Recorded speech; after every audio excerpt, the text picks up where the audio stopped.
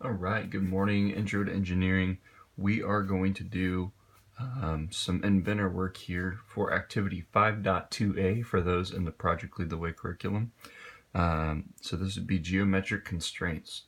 Now, the way that the activity is laid out on my PLCW, I'm not going to go that way, all right? If you want extra practice, I recommend trying it out, see what you can do, but really I'm just going to show you some constraints. I'm going to show you how to use them, and I would like you to follow along on your computers at home or at school, and we will make sure that we at least get a general understanding of the different types of constraints that you can use. And we're just going to go over some of the most common ones to start. So let's first start with what's called a coincident constraint. This is where a point can be applied to another point, usually if you need a line to connect somewhere, things like that. So here's a visual representation of what that does. So let's go ahead and do something real quick. Maybe I'm drawing this.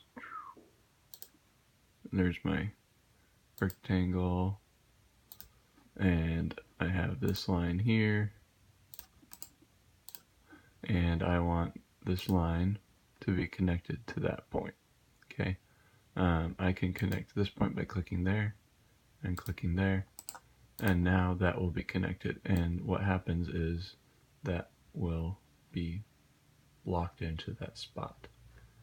That also means if I move the box, okay, that's going to move with it too. All right, so that constraint allows it to be there. No matter where I move the box, it's going to be constrained to that point. Okay, so that'd be a coincident constraint. So give that a try. There's a bunch of different ways that you can use it, but that's one way. Excuse me. Let's talk about another one. This one is called your collinear constraint. So we can cause two or more line segments to be on the same line axis. So let me delete that. So maybe I have this object here, and I have another object here, and sometimes it's easier to use your constraints than it is to try and match them. So I want this line to be in line with that. So collinear, if I click here, that's going to bring them onto the same axis. And then I could fix this by doing a coincident constraint. And then now those two are locked together. Okay. So even if I drag this down like that, these are together and they're collinear. So if I drag this one, that line's going to come with it. All right. Excuse me. Next, we have our concentric constraint. So this allows us to put two arcs or two circles to have the same center point. So if I just draw an arc here, draw an arc there, draw an arc here, okay, I have three different center points. So if I go to make those concentric to each other, okay, now they all share the same center point. So that allows us to make circles or arcs that share the same center point, right? That'd be an example. Moving on, we have our lock constraint, and lock constraint can be useful if you just don't want something to move, but literally we're going to click on the object we don't want to move, so we want that line to stay the same. What that means is I can move this way, but this line, I cannot move it. Okay, I go up to click it, it's not gonna let me move. So if I wanted this box to guaranteed stay the same, okay, then you could lock it down. The next one is a parallel constraint. So if I'm drawing a line and I draw another line and I want these two lines to be parallel to each other, now they're parallel. Okay, that could be used for a bunch of things. One thing you'll find is if you have conflicting constraints. Alright, so let's talk about the next one here.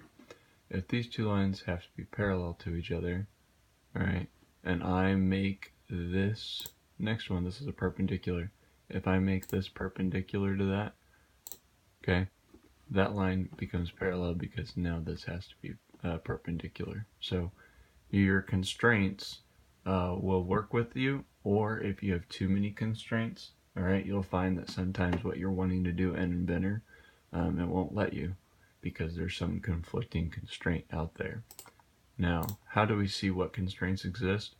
If you right click and then you go down to show all constraints, these are all the constraints that are there. And you can actually delete constraints. So say I wanted to get rid of this parallel, I would click on it, I could right click and delete, and now the parallel constraint is gone.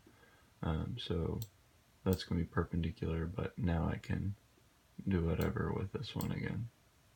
Okay. Yeah. So it's not causing it to be parallel. Now if I delete this perpendicular and I say these have to be parallel again, okay, watch what happens as I grab this and rotate it.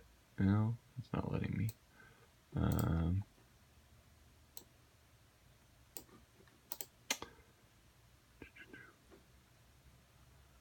What if I want that to lock?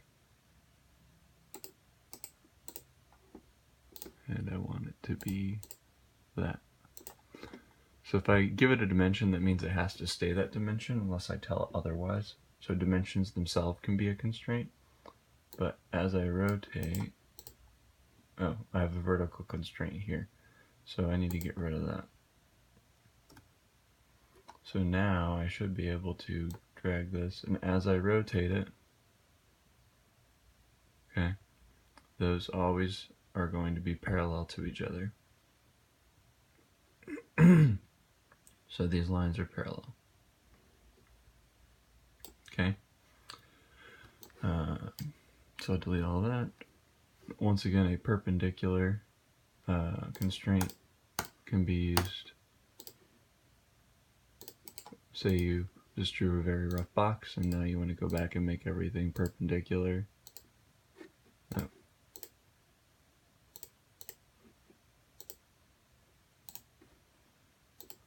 And maybe you don't want your box sideways, so now we use a horizontal constraint. And that fixes it. Okay. So you have your horizontal and vertical constraints, and that literally will take whatever line and put it horizontal or vertical. Okay. Let's talk about the next one. So let's do a tangent constraint. So a tangent constraint allows us to contain a curve, including ends of a spline to be tangent to other curves. So for example, I want this to be tangent to this line over here. And by doing that, I can move this circle up and down, but it's going to be tangent to that line. I can't move it away. Okay. Alright. So then another example would be if I want this to be tangent over here as well. So now, if I try and change the size of my circle, it changes the size of the box too, because they have to be tangent. Okay? Or vice versa, like that. Okay? And then you could do that same here if I wanted to make the box tangent. So now the circle is tangent to everything, so as the box gets bigger, the circle does too, and so on. Okay, so those are some of the examples there. And lastly, one that you might use. I've never found anything for the symmetric one, and I've never found something for smooth. I'm sure they're out there, but for the purposes of the assignments we're in, we don't have to worry about them. If you want two objects to be equal to each other, so let's this. I'm gonna do a rectangle and do another rectangle. Okay, and now I can make these equal, and so what I did was this line's equal to that line. I can also say this line is equal to that line, and this line is equal to that line. So now I have two identical boxes, okay, because I made these lines equal to each other.